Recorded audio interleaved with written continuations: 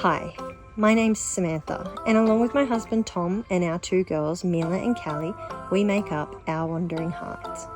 We're a full-time travel family making our way around Australia in our caravan. We've been on the road for a year now and hope to continue travelling for the next few years with our children. Follow along as we tick off bucket list places and make memories as a family. Hey guys, it's Samantha. I thought I'd do a little story time / introduction to our family just to help you understand who we are and how we got to where we are right now in our lives. And it will make more sense to you knowing who we are before you continue watching any of our travel vlogs. When I was turning 16 years old, my parents got me guitar lessons for my birthday. It was one of my biggest wishes to learn how to play guitar. And they got me lessons, and one of the teachers was actually Tom.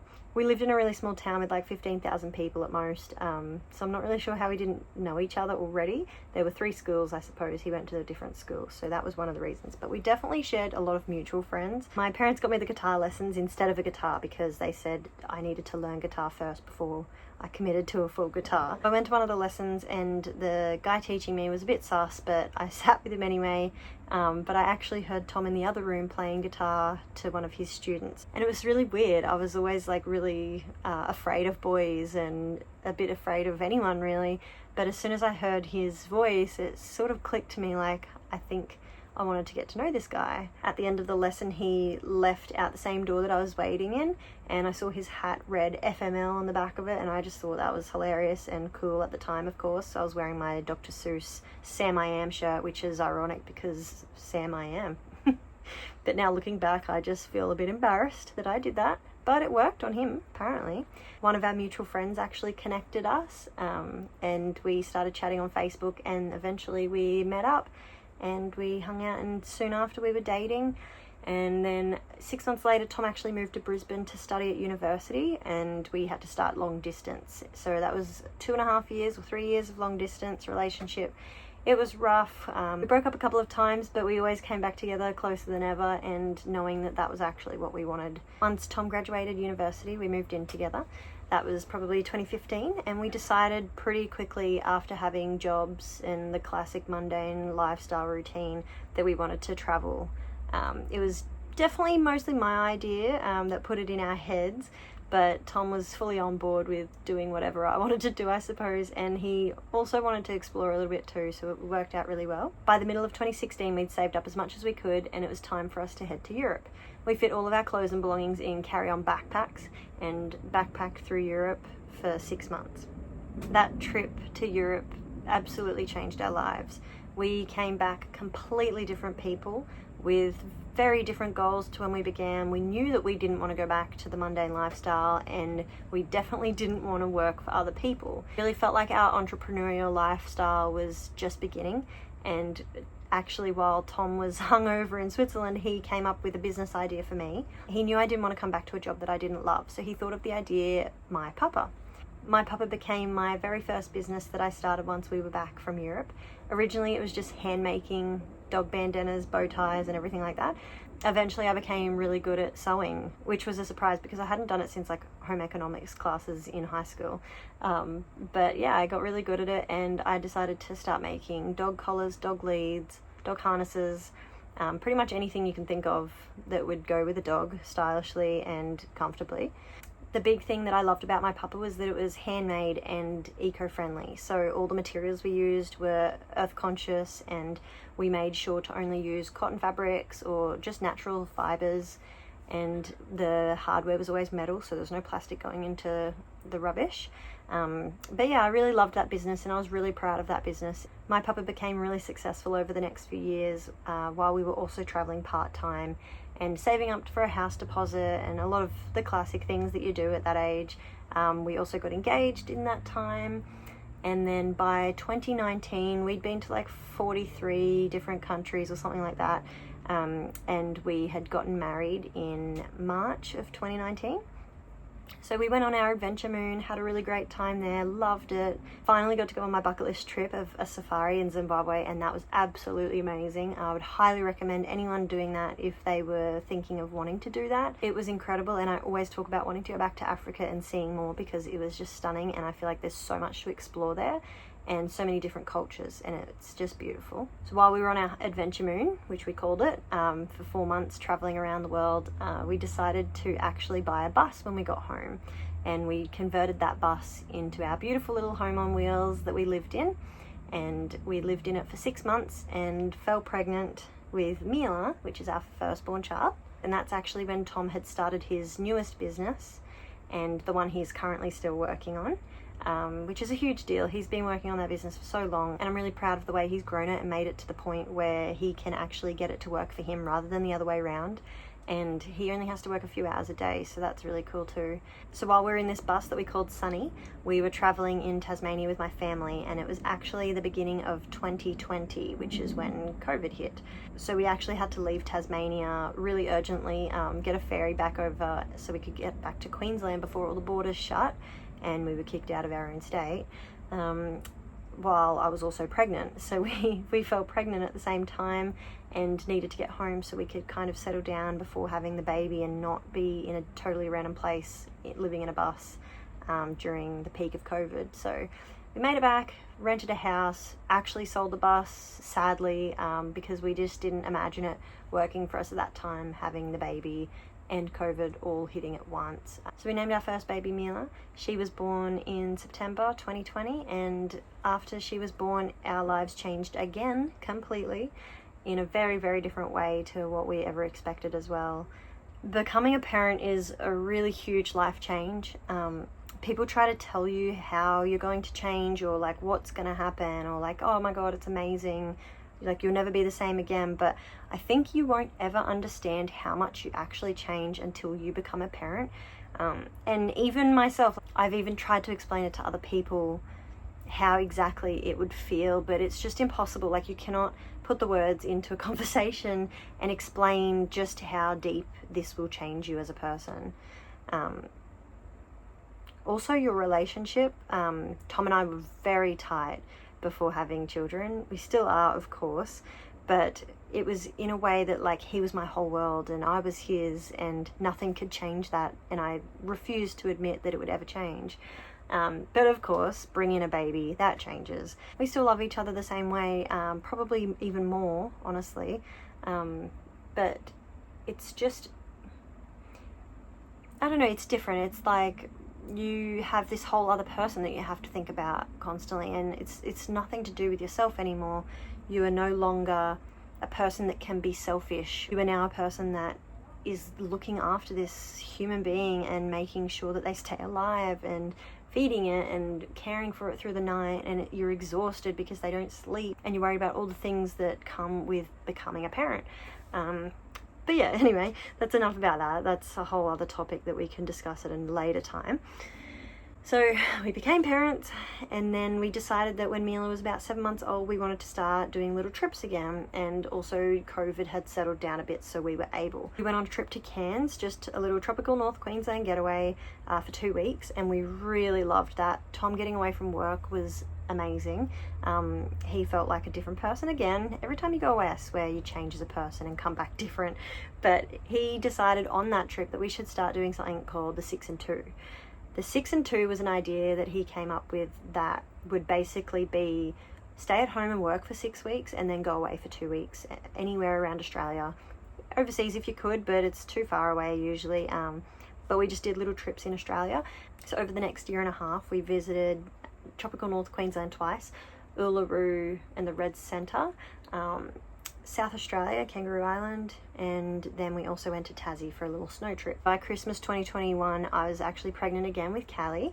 She's our second daughter. She was born in August 2022, and once we had her, life changed again completely, in a very different way this time. We already had the idea of being parents, like that was easy. Like adding her into that was easy. But the difference of like adding her into the sibling relationship was a bit trickier. Mila was obviously mine and Tom's whole world by then, so it was really hard for me to imagine like loving this other child, but it was crazy. Like everyone always says, you're going to love them just as much, and I never knew that was possible until I had Callie, and then I knew exactly how. It is true, every child you add more love, and you definitely don't split the love or feel any different for the second or third or fourth, however many you have. It's always going to feel the same way, but honestly just easier, because we already knew how to do the newborn phase.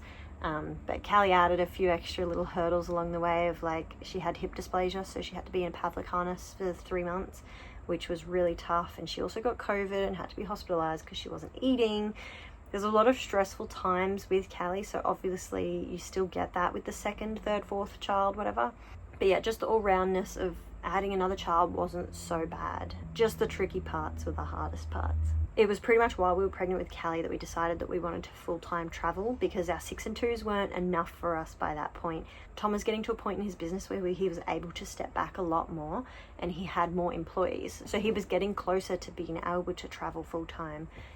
Of course, he still had to work, but he was getting to the point where he didn't have to work as much through each day. Pretty much since Callie was born, Tom started working a couple hours in the morning and then working at her lunchtime naps, just to see if it was possible and sustainable.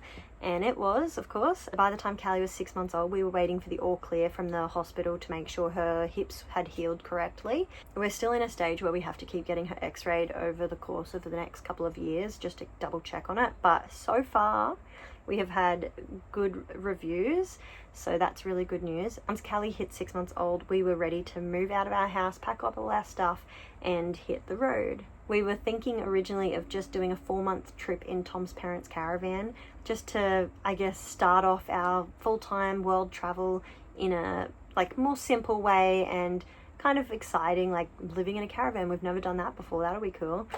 Just to see what it was like. We didn't think we'd like it, honestly, but after living in that caravan for 2.5 months, we were actually quite obsessed with the caravan lifestyle. We love that you can pack all of your stuff into one little place and have it on the road while traveling with your children. It's really hard to travel with kids when they need so many things. I think once they're older, it will be a lot easier to do like Airbnbs and stuff, but for now, it's a lot easier to have a home base and then do little trips from the home base. So we lived in that caravan for 4 months, then we had to return it home to Queensland so we could deliver it back to Tom's parents so that they could enjoy it too. But by then we had already ordered our caravan through Wild Trail. They can do custom builds, so we loved that about them, and they were a similar price to like the second-hand vans we were looking at anyway. So we did stick to the Wild Trail. We got a custom build. We did a few different things in the caravan that they don't do as standard. So like the dishwasher, we moved the bed to the side and flipped the couch and changed a bit of the kitchen cabinet to be a different shape. Just a few little things that we loved that they could do for us. By the beginning of July, we were ready to pick up our van. So Tom flew to Melbourne from Brisbane and picked up the van, drove it all the way back up to the Sunshine Coast, so we could move into it officially, and then we started our travels in our own van. So we headed up to Airlie Beach on a slow trip up for 8 weeks and then back down to Brisbane area, because we actually had a few friends' weddings and birthdays to attend then. So that was good timing to just do a little loop up and down while it was nice weather as well. So after the Airlie trip and making it back to Brisbane for our events, we then had to make it all the way back down to Melbourne. So we decided that me and the girls would fly and Tom would drive the whole way back down, because we had a really short time between someone's wedding and needing to catch the ferry on the Spirit of Tasmania. Tom had to make it all the way back down to Melbourne again. He's a professional zigzagger, this guy. We spent almost 3 months in Tassie and it was beautiful. I always loved Tassie. I always want to go back to it, and Cradle Mountain is definitely a place you need to add to your list.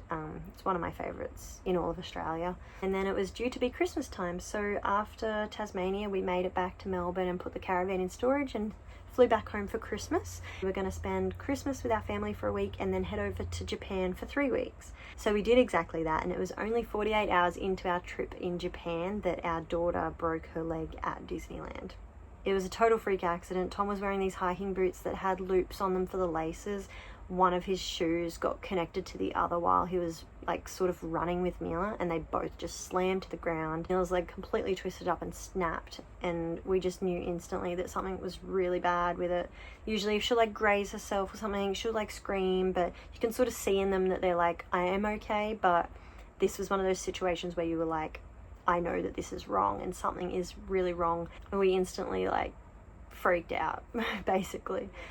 It was actually New Year's Eve, the day that it happened, and we had to get to a hospital nearby at the Disneyland in Tokyo. and once we got there we realized no one spoke English. We had to use the translator app on Google to speak to anyone about anything, or like try and figure out how we would pay for this and how we would get an x-ray and how long we had to wait. I think it was a 6-hour wait of her just in intense pain. I didn't have any painkillers for her, which sucked, and they didn't offer her anything for the whole time until the end. But yeah, I got the x-ray. They couldn't really confirm anything. They just basically said that we needed to wait 4 days until we could see an orthopedic surgeon. Because it was the New Year's holiday, they didn't actually have any orthopedic surgeons on hand, unless, I guess, for emergencies, which this wasn't classed as an emergency. I mean, like, my 3-year-old's sitting here with a broken leg screaming in pain. I think it's a kind of emergency, but anyway. Yeah, they pretty much gave us the ultimatum of wait here in Tokyo for 4 days and hopefully you see an orthopedic surgeon, but it's going to cost thousands and thousands of dollars. And even then you might get dodgy care because you can't speak to them properly and they can't speak to you properly. So the communication is just completely lost. Or the other option was to fly home. And we decided to fly home because we didn't want her waiting in pain for 4 days and hopefully going to see someone. But yeah, we flew home that night, so we pretty much spent 2 days in Japan. That was a great holiday. We got home, took her straight to emergency in Brisbane, and she was seen within like 10 minutes, which was incredible. She was all fixed up and in a half leg cast within like an hour, which was great. And then we had the long wait of just letting her leg heal. She was in the cast for 4 weeks, which was incredible. I was actually expecting a lot longer, but it was healing really well, and they are still doing follow-up x-rays for her as well, but it's on track of healing really good at the moment. She's been out of the cast now for about 6 weeks, and we have actually rebooked Japan. We did get a little bit of travel insurance back, thankfully, so we rebooked the trip with the money that we got back, just to try and do it again because it was going to be such a good holiday. It's going to be a completely different holiday because we were actually going to be there in winter. Now it will be spring, but we will see the cherry blossoms, which will be exciting, and we will go back to Disneyland, and we will not break another leg. And it's going to be a good trip and we're going to have fun, and that is actually happening in a few days, and we're so excited, very nervous, very stressed about the packing. Again, the build up of a holiday is exhausting. Like, you know that once you get there it's like fine and totally stress free and you're like, oh, this is chill, this is just like being back home but in a different country. But the build up to the holiday is exhausting. You got like the whole mental space of like, this is going to completely derail my life and I'm going to be different and the kids are going to be crazy, and then you get there and it's fine. But yeah, this is us pretty much getting ready for Japan. Thought I'd do the little introduction video and story time while we were getting ready for Japan, and that way you get to know us a little bit more before we dive into a Japan series. So we'll be uploading videos while we're in Japan, hopefully, depending on the Wi-Fi quality. But I'm really excited to go exploring around and take you guys with us. If you'd like to support our videos, I'd love it if you could give us a like or a subscribe and maybe watch another video of our travel series. If you want to see what we get up to in Japan, then that subscribe button will be your best friend because you'll know exactly when they're posted. Fingers crossed we won't be posting a video about another broken leg. If you made it this far, thank you so much for watching and supporting us. I really appreciate the love, and I'm excited to show you guys around Australia more on our travels in our caravan and also around the world. Thanks for watching, guys.